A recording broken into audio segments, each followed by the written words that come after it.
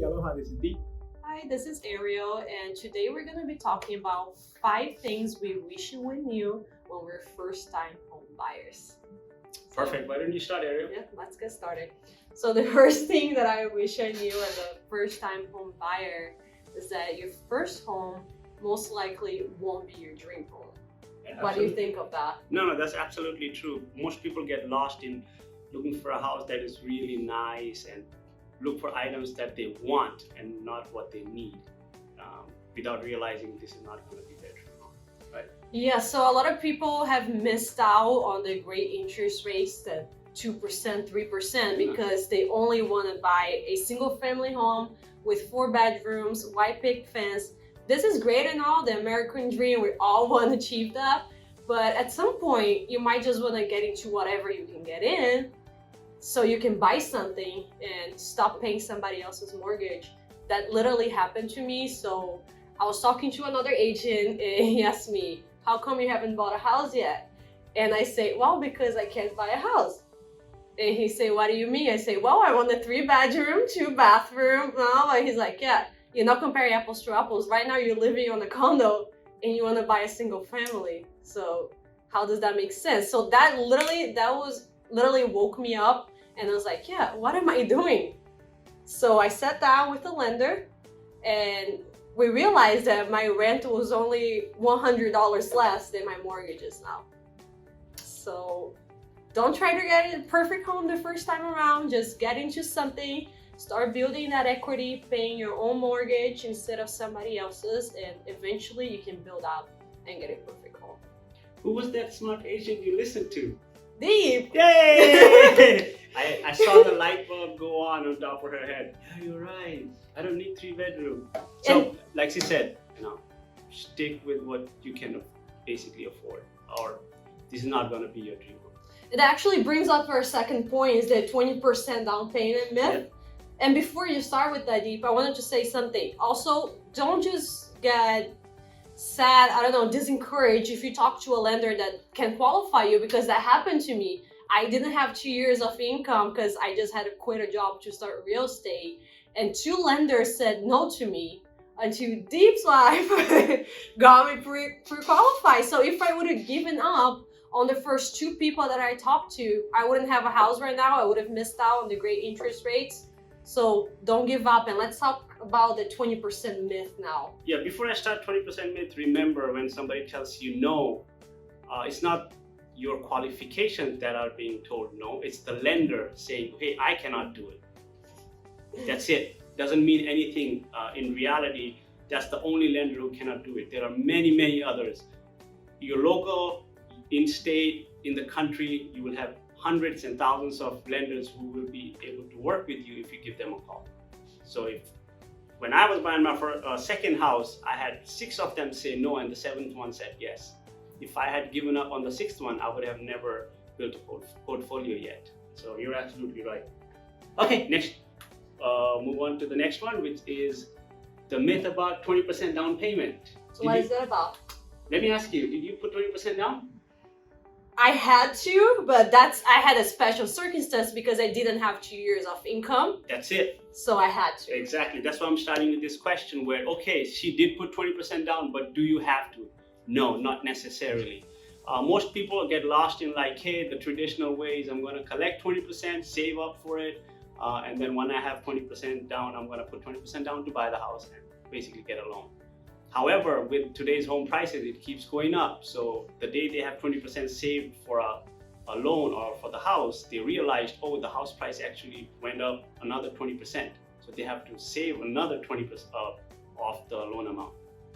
So don't get lost in that 20% down. There are many programs such as VA, where you have 0 down, FHA, where you can put 3.5% down. And believe it or not, conventional only requires you to put 3% down.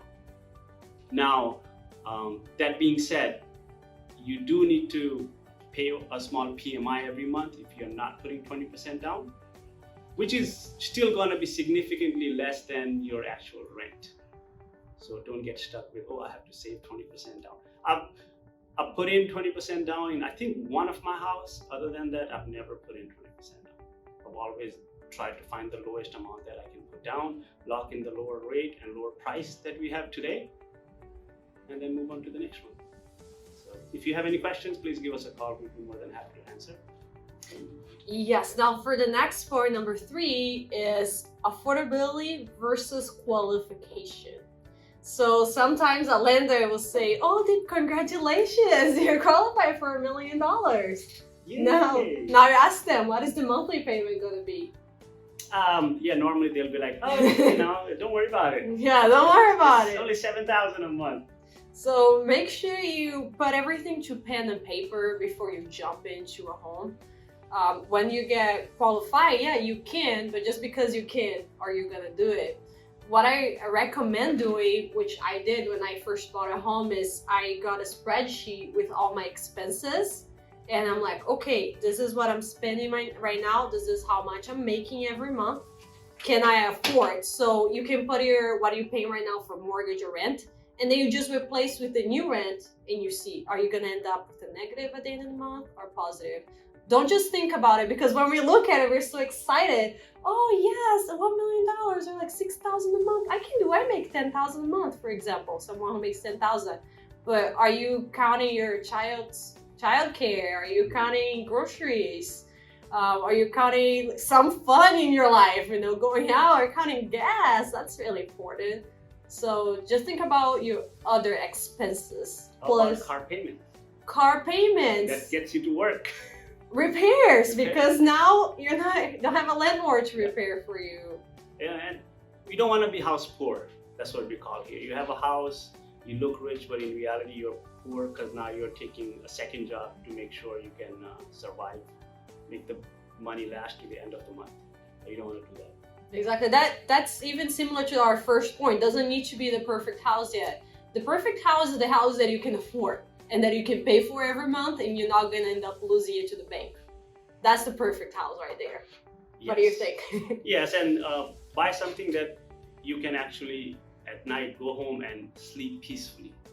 Not go home and stress about how am I gonna pay for this house. That's true. Okay, yes. That brings us to our next item, which is home inspection. Let's keep it right here, inspection. $600. Yeah, $600. I don't want to spend $600 for $1 million house. Yeah, I'm not paying for $1 million for my house. It looks fine. Still standing until the termites stop holding hands. So, yeah, you should never skip inspection. On the paper, it looks like, oh, do I have to pay for this inspection? Like $600, $700? The house looks fine, and if there is anything wrong, we'll call our inspection, or whatever the reason might be. First of all, you should, never ever skip inspection.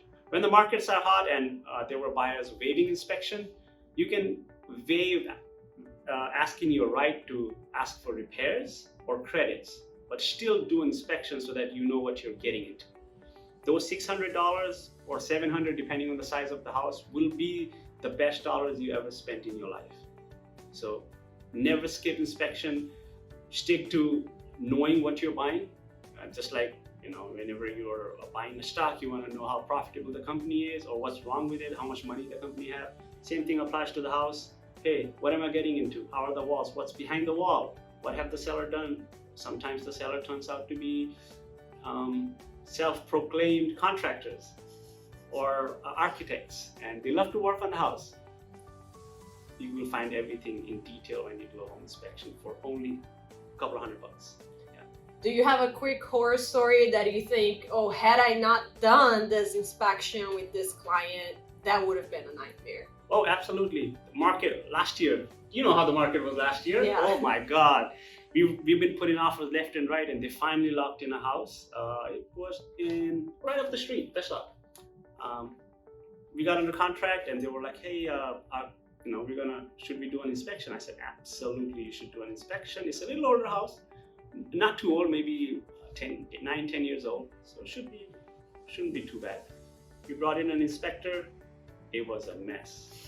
The owner was DIY type guy. He loved to work, and he was very creative, did really design the house very well. But the finishes were rough. Electricals were pretty rough. Garage door, when you open it, was very shaky, and there was one major issue: the roof.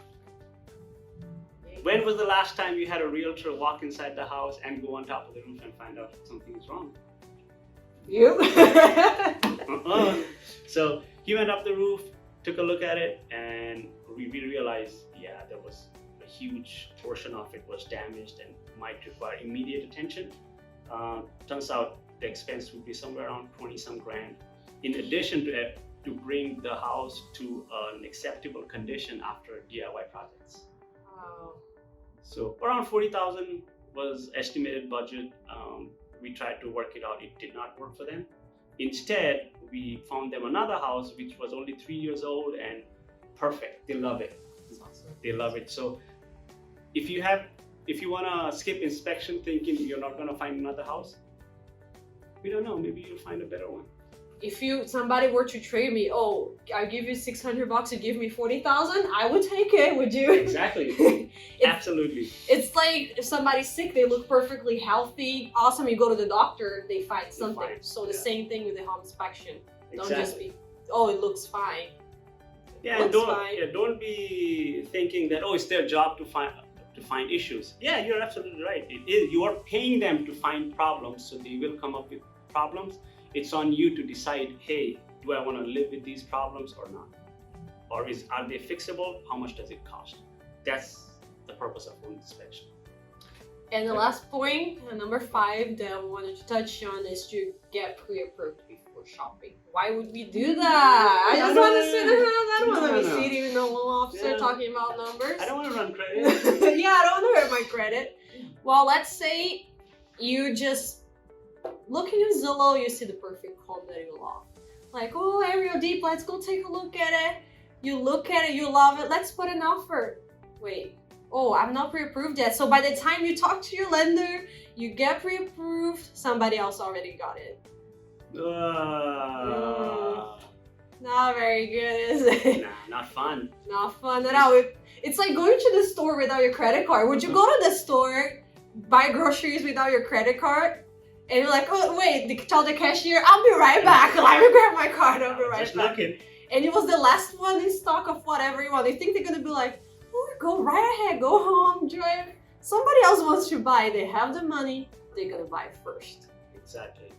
And on top of that, hey, you don't go out to buy a house every day, so you need to know what you qualify for. The biggest fear I see among first-time home buyers is like, hey, I don't want to run my credit and it'll lower my credit by whatever number of points, 5, 7, 10. Well, what are you saving your credit for?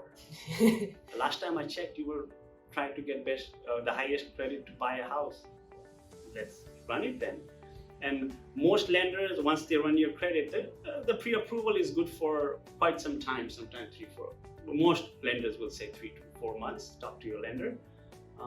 But before you talk to the lender, that's why we always say, hey, come talk to a realtor before you go talk to a lender, so that they can educate you properly on the home buying process. Because there are most buyers I see, I won't say most, many buyers are, yeah, I have a lender that I'm already talking to. Once I'm pre-approved, then I'm gonna go talk to a realtor. Well, if you start with a realtor, they will at least educate you on the home buying process, and getting a loan is one part of the home buying process, not the entire process, right? Yes. I was gonna say something that I completely forgot, but yes. Human. Yep. Okay. Do you have anything to add? No, I forgot. Okay. We'll add that to the next video.